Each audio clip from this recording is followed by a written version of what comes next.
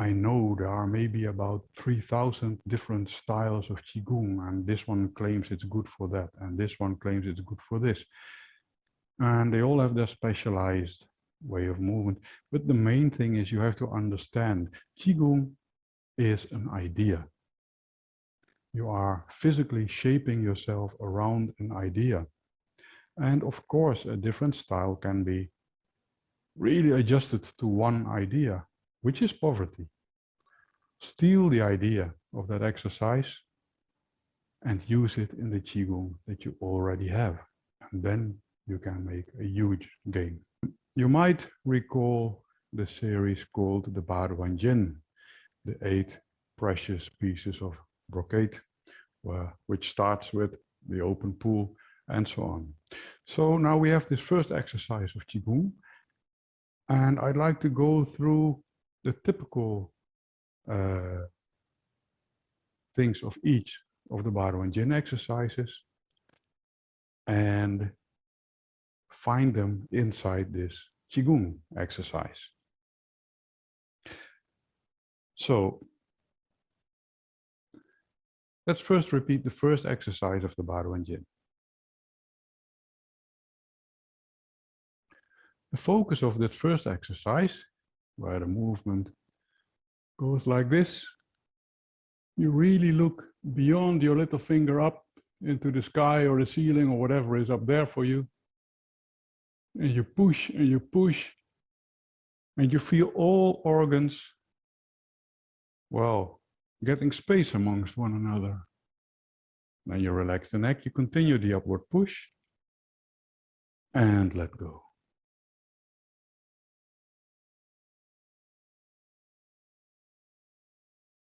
Good. So now the Baduanjin is not really a Qigong, it's a Daoyin. Daoyin meaning stretching and guiding. You overstretch and you guide with your intention. And what you, how you aim that intention is hidden, or well hidden, it's given in the name of an exercise. For instance, in this first exercise, you are pushing up the heaven in order to stimulate, regulate, the sanjiao. The sanjiao being an organ which does not exist, but open space in between, well, everything, in between skin and bone, in between the organs, and so on and so on. If you can name it, then you can give it an in-between space with something neighboring it. So it's all about creating inner space, literally. All the organs stick a bit together and you want to, well, free them from that. Now, in the Baduanjin, you use the overstretch to help you with that. In Qigong, we do not have an overstretch, so it's all being done by the mind. You just breathe in, but try to breathe in and move in such a manner that you feel space. Not as extreme as the Baduanjin, but you create space between the organs, but also through the arms.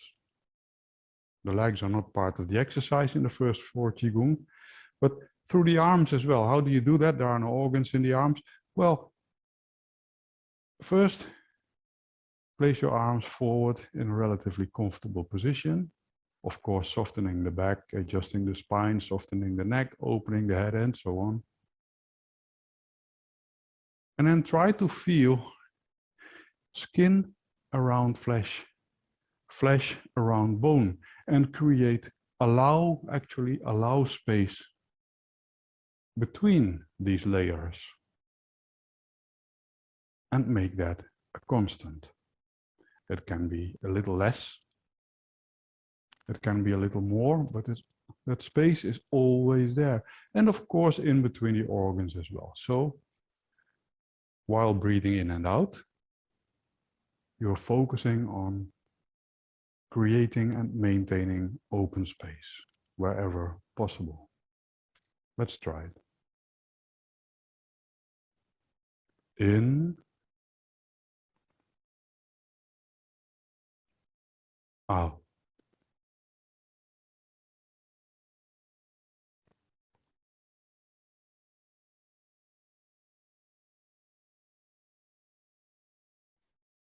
In.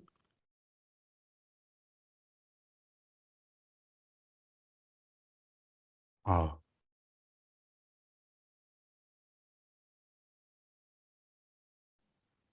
And sit.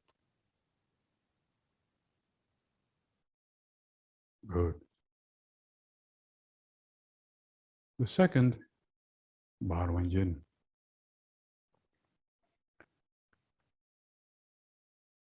First, repeat the movement. Move up. Slightly step out, sit on a horse. Pull the bow. Aim at your target. Focus. And shoot. Then you move up. Of course, we actually have to step sideways, but for camera purposes, I'll stay on the spot. Pull the bow.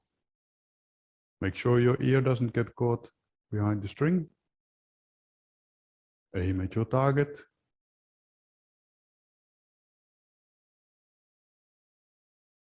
Shoot. And let go. Now first a short talk about this second exercise. Now we're talking about organ meridians. The hand shape, very important. The thumb alongside the index finger. And then you have a hand shaped like so. There. And from there you get, while pulling the bow, you get an overstretch, but not only an overstretch. The overstretch is obvious. What is less obvious, unless it's maybe you have noticed or remembered from a previous session, but that is how you aim at your target. You do not rotate with the chest, but only with the head. So you will feel a twist, a spiraling sensation in the neck. Now we have two meridians going here, and they are a yin-yang pair. The lung meridian being the yin, and the large intestine meridian being the yang. First, the lung meridian. The finger, the tip of the thumb, or the outside. And you follow that line along the bone. Here is a slight hollow, an important point. Now it actually jumps a bit to the side of the wrist, but then it returns there inside the elbow, over the top of the biceps, there, and then underneath the collarbone, and then it goes inside the body. But that is the external trajectory, what we work with as acupuncturists and massage therapists. That's the trajectory of the lung meridian. Now the large intestine meridian, starting here, alongside the outside of the index finger, along the bone, and then almost here in the hollow, then almost touching the lung meridian, continuing over the outside of the arm, going up over the shoulder at the side but the front of the shoulder, and then along the neck up, and this is where it gets interesting. It goes underneath the nose and it crosses to the other side and the outside of the nose. That means that you here want to feel, physically feel the lung meridian. So that means that the shoulder has to align from your center line to the palm. The shoulder has to be in between, not out to the back, not out to the front. And with the proper hand position, you can actually physically feel the trajectory of the lung meridian. The large intestine meridian also, but less prevalent, going over there. But the twist in the neck, looking at your target, is important with that. So you tense up the bow. And then when you release all tension of the meridians. So what does that mean in the first Qigong? Because you do not have an overstretch there. That means that once you, of course, you breathe in, breathe out, but here you very gently open. So you can feel both. Notice the hand. This is not just hanging. The fingers are not weak, but active, not overstretched, but what we call open. You know, the in-between. Not there, but just somewhere where you do not feel either side. The thumb, the same thing. So you can feel the lung trajectory, you can feel the large intestine trajectory, but it is really subtle. There. And then by opening the head, you place the head in such a position that the large intestine, but now from both sides at the same time, of course, can stay open as well. And here, again, you can feel the trajectory and so on. So let's go through this first Qigong, focusing on the inside trajectory, roughly going like so. Both meridians at the same time, the lung meridian passing here, the large intestine meridian slightly more to the side, but going through the neck over the face to the other side. You won't, of course, physically feel a twist because the head stays straight forward. There we go.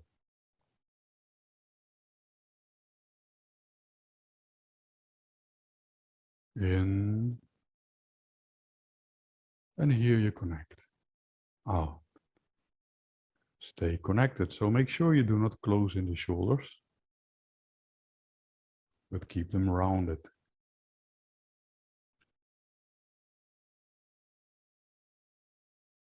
In.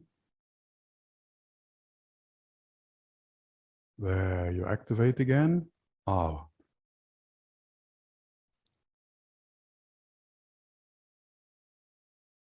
In. Activate. That's where it's more. Out. Here it's a bit less, but still there. More and less. In. More and less. Out. And let go.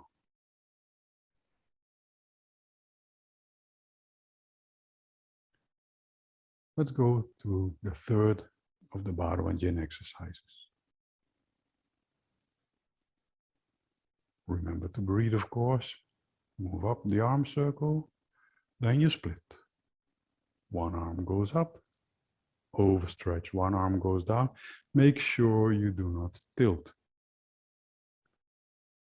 With the arm up, you really want to feel this trajectory, more or less to the hip bone. The arm down is slightly more difficult, but suffice to say for now that you want to feel the same trajectory on the other side, but compressed. So extension, compression. There. Directed towards the knee. Let go.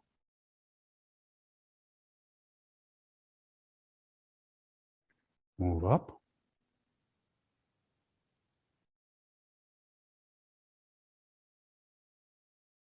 And change sides.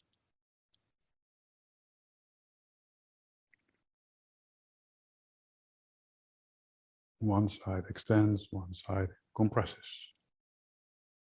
Let go.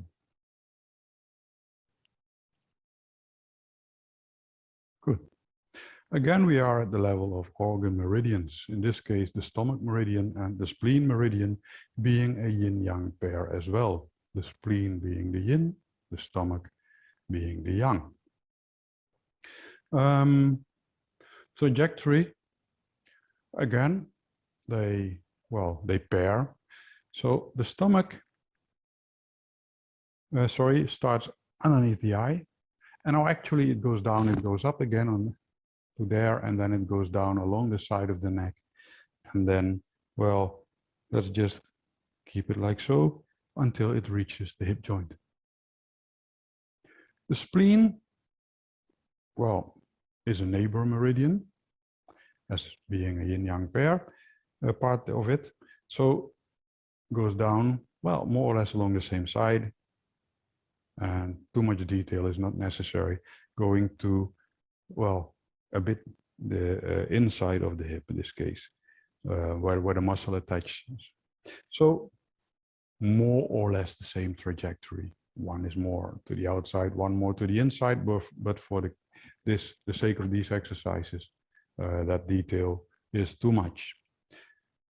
That means that you open the stomach meridian and you compress the spleen meridian. How do I know?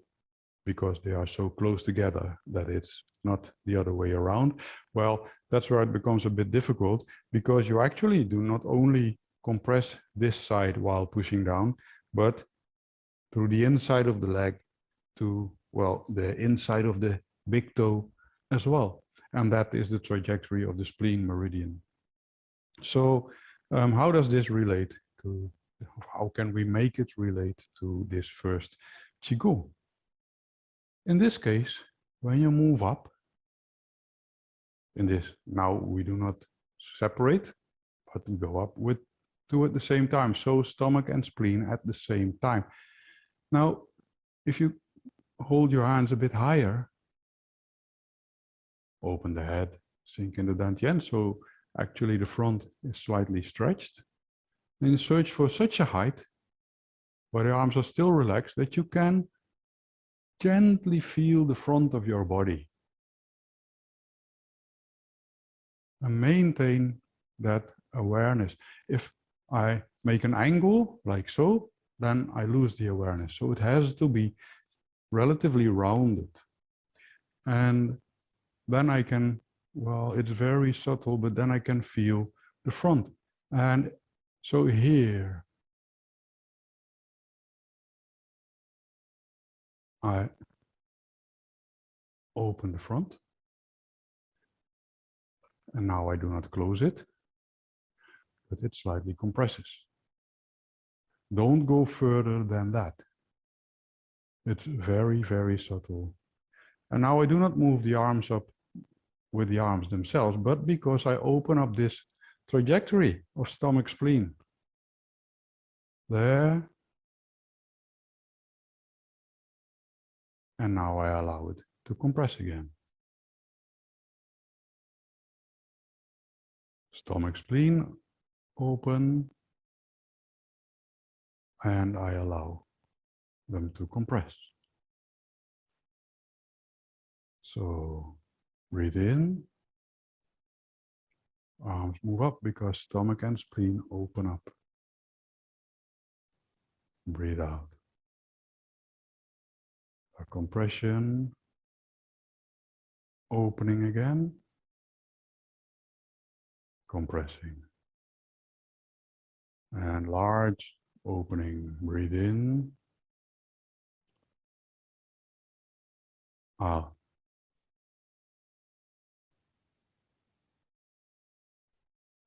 And let go. Now let's repeat this one, but one thing that I forgot to mention is the importance of that first Baduanjin, opening the Sanjiao, creating or allowing, as you like, a space in between, well, everything that you can name inside the body, in between the organs, in between flesh and bone, in between skin and flesh, in between, well, it only counts if you can become aware of it. So there are no general rules because it depends on how sensitive you are. If you cannot feel the difference between skin and bone, then that doesn't mean that you don't work with it, but then you have to find a way to, well, to find that awareness for the open space in between. Now, that same type of awareness you need for the stomach spleen meridian. Like I said, we're not going into detail about the exact trajectory of the meridian. It's not so relevant. You can just use the entire area there where you feel the space between skin and flesh. If you bend over too much, which is quite soon actually, then it glues together. If you go backward too far, then even though you are maybe aware of the open space between flesh and skin, you pull the skin over the flesh, making contact as well. So you have to stay in between. And here we encounter a major difference between Daoyin and Qigong. The first difference you are already aware of. Daoyin uses overstretch, physical overstretch. Qigong most certainly does not. But now, and this is the mind, sorry for the word, but the mind fuck.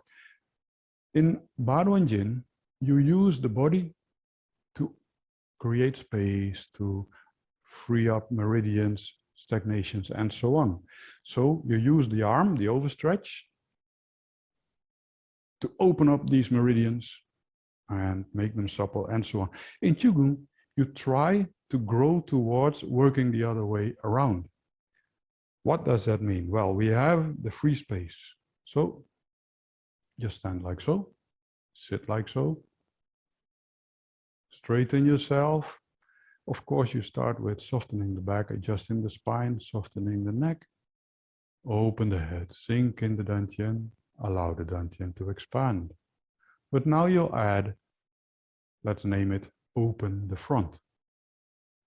That does not mean that you bend backward, but that you focus on adjusting your position in such a manner, and it's really, really subtle, that you actually can become aware of space in between the skin and the flesh over the entire two, well, lanes of meridians.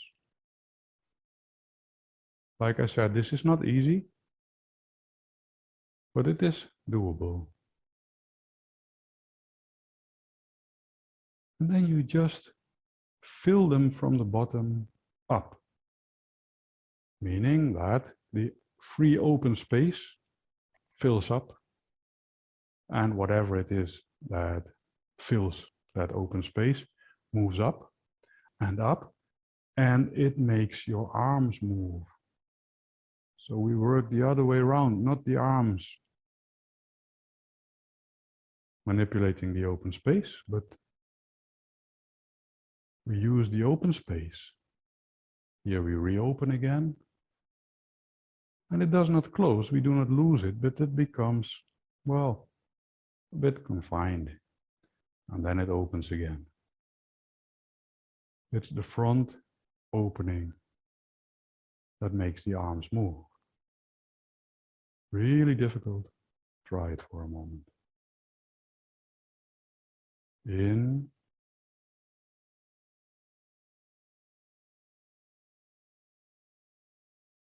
Out.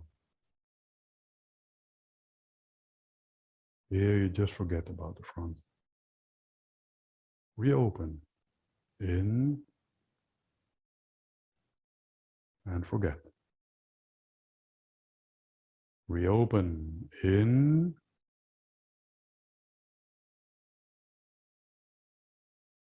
Out. Forget. And relax.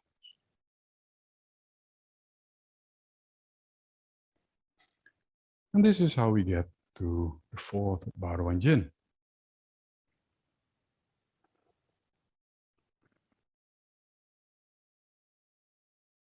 Relax and lean on your palms. Open up. Notice that my arms are not too high. Rotate the neck and both upper arms at the same time, not the torso. Then the lower arms and the head. Then push out palm base and the full palm, and push out the eyes using the eye muscles. And continue to rotate neck and head and upper arm and lower arm so the tension stays. And then you just let go. And you will return to your center automatically. Open up. Rotate neck and upper arms, head and lower arms. Push out the eyes, push out the palms. And let go.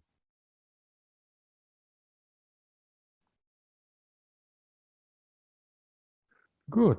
This is a really, really refined one to implement in your Qigong.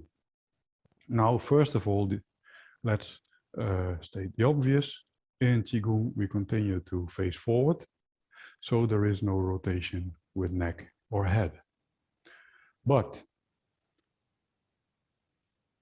and this is where it becomes, well, refined.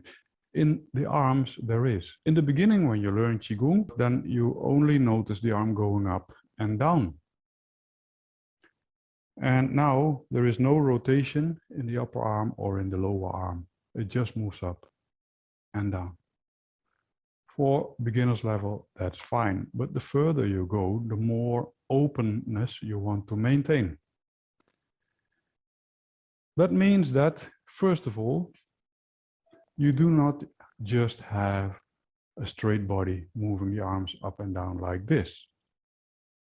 Actually, and now I really, really exaggerate, actually, you know, the softening of the back, which is the entire soft area of the back, you want to be aware physically of the entire soft part of that back, and then you move up, like so, using the entire part, not only, for instance, a fold at the height of the diaphragm,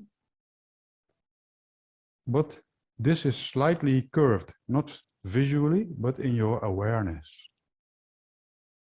And then you uncurve it, and that's how the chest moves up. Now that's a rotation. And when the chest rotates, the upper arm rotates as well. That means that now I exaggerate, so you can see that when the chest moves up, like so, that the upper arm rotates at the same time. So, the lower arm is just hanging down from the elbow. So what you get, you can try this, is that when you hang forward, you do not hang forward here in the hips. Actually, the hip bones connect. The hip bone connects to the thigh bone. So that's one thing. Inside the hip bones, you have freedom of movement a little bit. And when you allow that to roll forward a bit without the hip bones following, like so, but when you roll forward inside the hip bones without the hip bones following that, then you start to feel the soft part of the back, and it becomes in your area, realm of awareness. That's where you hang, and then you untense that. That's how the upper part of the body rotates, and with that, it's a chicken wing movement. So now you can't see me going forward and backward, of course, but you get this. This is, in this shoulder, is a rotation, like there is a wheel inside, a cog wheel. You have a cog wheel like so.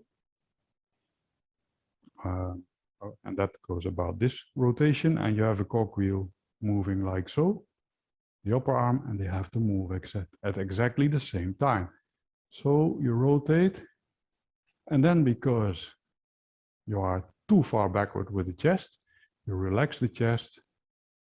That's why it goes straight forward. And that's, again, a minor rotation in the upper arm shoulder part. And that's how you extend the lower arms and they float out and then you just let go. And this is where, again, you bend over the entire soft part, curving, not folding at a certain point, but the entire part.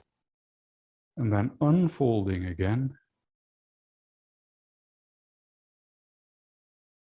And there is some tension now, the soft part as well. And again, and then you unfold and you spread out like so. So what does this have to do with that fourth Baduanjin? Well, it's all about rotation in this case. So when you move up the chest, the upper arm rotates. When you move forward, the upper arm rotates to the other direction, but that means that the lower arm gets a very minor rotation. And then you reach the palms. And then you just let go. You do not let go so that the shoulder drops dead. It stays open. There is a constant open connection. And then, again, you uncurve the lower part of the back. Rotation. Rotation. Palm. Rotation. Minor rotation, but still a rotation. Palm. Let's try that.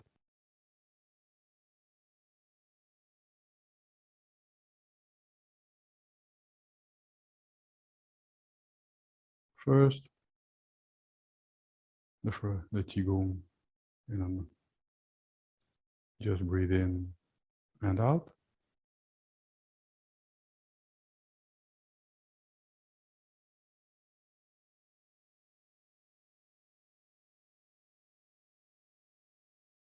In,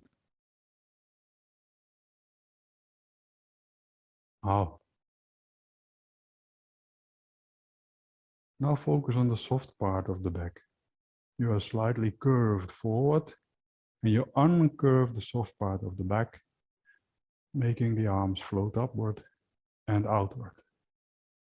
Gravity does its work, so the arms go down, but notice that they do not move down separately from the chest like so, but the chest moves slightly forward as well, thus curving the soft part of the back again. And then you uncurve, still breathing out, building up a curving tension at the soft part again, and release the tension while breathing in, out. And tension should not be uncomfortable. It's just the fact that you are physically aware of it. And sit.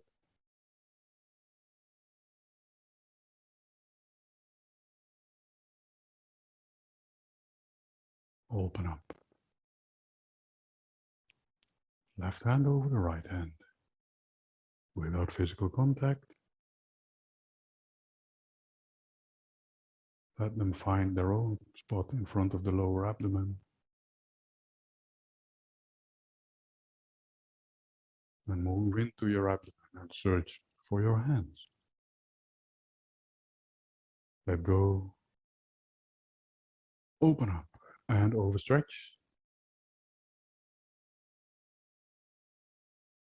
Thumbs in the fists. Chest slightly forward. Push out the eyes.